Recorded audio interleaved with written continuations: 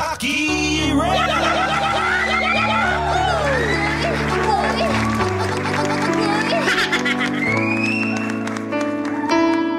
91.5 Win Radio. Halo-halo.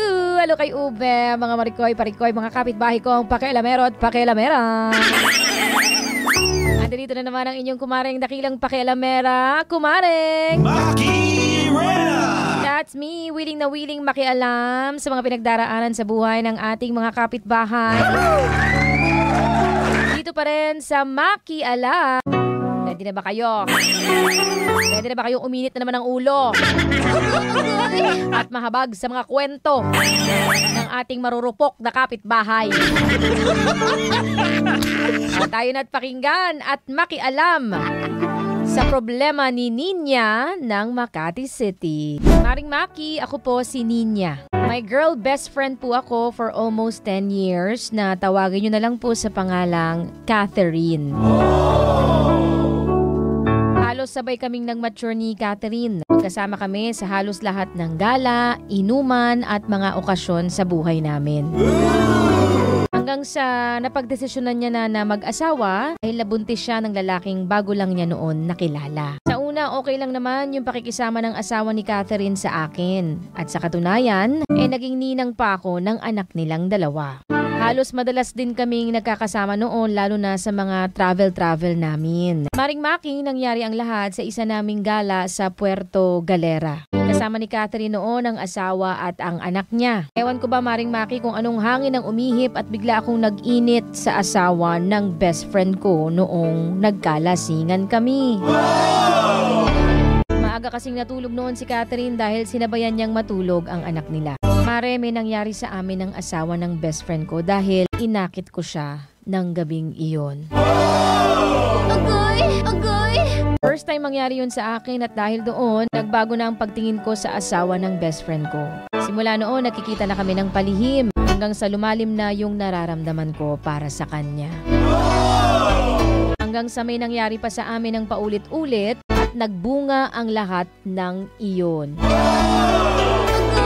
Nang dahil doon, napagdesisyonan kong umuwi sa lola ko dito sa Makati. Umalis ako nang walang paalam sa kanila at hindi nila alam na buntis ako at asawa niya ang ama ng dinadala ko. Hanggang sa lumipas ang 5 taon at ngayong malaki na yung bata pero wala pa rin kinikilalang ama. Umalis ako Maring Maki kasi ayoko makasira ng pamilya at sinabi ko sa sarili kong haharapin ko ang pagsubok na ito ng mag-isa. Pero Mari, hindi pa rin maalis sa puso at isipan ko na mahal ko pa rin ang asawa ng best friend ko. Ano bang sa tingin mo Mari? Oras na ba para humarap ako sa kanila at aminin ng totoo? Sana Mari mapayuhan mo ako, makialam ka naman sa problema kong ito. Lubos na gumagalang, Ninya ng Makati City. Nakakaloka! Alam mo Ninya, sorry ha, pero hindi ako naniniwala na kaya ka umalis at umiwas kasi ayaw mong makasira ng pamilya. Oo, kasi in the first place, unang beses pa lang na may mangyari sa inyo ng asawa ng best friend mo, iiwas ka na agad eh. So hindi inulit-ulit nyo pa. Sir! Inulit-ulit nyo pa, sarap na sarap ka pa. Tapos nagpabuntis ka pati. Ang isa pang pagkakamali mo, sinolo mo lahat ng iyan habang yung isa doon na kasama mong gumawa niyan, safe na safe. Wow, love niya yarn. Bakit hindi mo siya hinayaang harapin ang problema na kasama ka? Bakit ikaw lang mag-isang nagsakripisyo? O diba? Ang sarap naman ang buhay nung lalaki na yun. Feeling niya pa rin hanggang ngayon faithful siya. Wow ah! Kawawa naman si Catherine, di ba? Walang kaalam-alam na tuklaw na pala siya ng best friend niya 5 years ago. Agoy! Diyos ko, nakakainit ng ulo. Pero ngayon, Maring Ninya ka talaga. Ngayon, kung tatanungin mo ko kung dapat ka na bang humarap sa kanila, ikaw, kung matapang ka na at kaya mo nang harapin ang mga consequences ng ginawa mo sa best friend mo 5 years ago. Go for it! Go, go, go, go! Kasi ayun naman talaga yung tama at long overdue na dapat noon mo pa naisip na ginawa, hindi ba? Kaya lang, kawawang bata, mas nanaig sa'yo yung takot at pagiging isang duwag dahil hindi mo hinarap ang mas malaking problema. Mas pinili mong harapin ang problema ng mag-isa. Kasi nga, nag-play safe ka. Habang yung isa doon, play safe din eh. Sarap ng buhay, feeling faithful hanggang ngayon. Wow! Kaya kung matapang ka na, buo na ang loob mo, go for it. Magpakita ka na sa kanila at harapin mo ang ginawa mo. Siyempre, deserve din naman ng bata, yung anak mo, na makilala ang ama niya. Kung kikilalanin talaga, ha? Pag sure, oy. Ngayon, kung ano man ang mangyari at kahinatnan ng lahat ng iyan, tanggapin mo ng maluwag sa puso mo kasi ayan yung resulta ng ginawa mo ng ginawa ninyo. Panindigan mo na lang.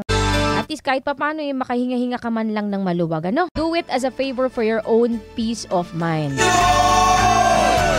Para makapagsimula kang muli at magbago. Oo, magbago ka na, Mare. Hindi lang para sa sarili mo, kundi para sa anak mo. Saka mo na isipin kung paano ipapaliwanag sa kanya yung nangyari in the future. Saka hindi pa niya maintindihan, 5 years old pa lang yan. Okay, Mare, yan lang ang take ko dyan sa pinagdaraanan mo ngayon, ha? Yan lang madadamay ko sa'yo. Maraming salamat at pinintulutan mo kung makialam sa iyong problema at pinagdaraanan ngayon. Ay. Sa ating mga kapitbahay, sandali, bumubula ang bibig ko. Charing gola. Gusto nyo rin ba matalakan? Gusto nyo rin makialam? Si Maki Rena sa inyong pinagdaraanan sa buhay. Abay, willing naman ako makialam dyan. PM lang kayo sa akin sa aking FB page, DJ Maki Rena on Facebook. That's DJ MAKIRENA. Follow lang kayo at mag-message sa akin ng inyong mga storya at pinagdaraanan at humanda sa umaatikabong bula ng bibig.